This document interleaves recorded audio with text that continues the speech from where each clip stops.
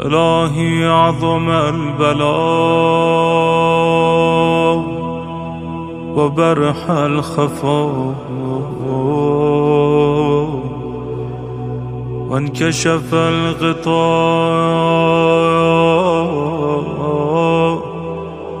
وانقطع الرجاء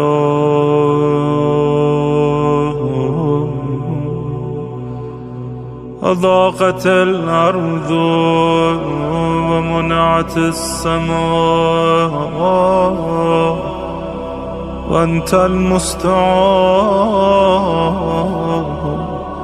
وإليك المشتكى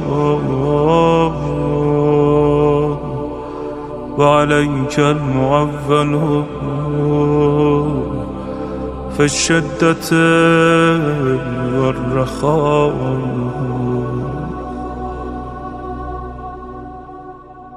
اللهم صل على محمد وآل محمد أولي الأمر الذين فرضت علينا طاعتهم وعرفتنا بذلك منزلتهم، ففرج عنا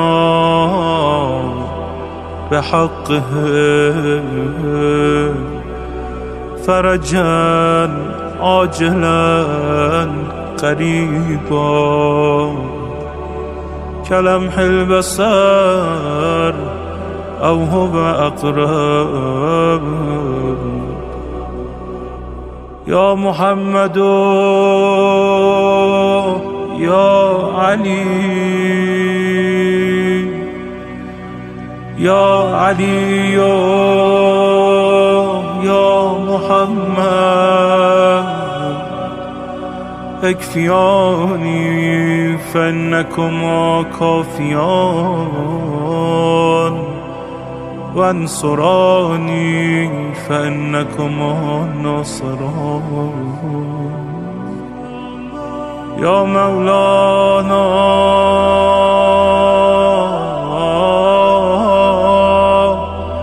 يا صاحب الزمان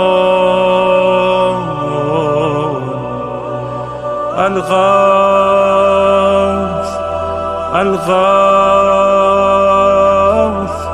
الغوث أدركني أدركني أدركني الساعة الساعة الساعة العجب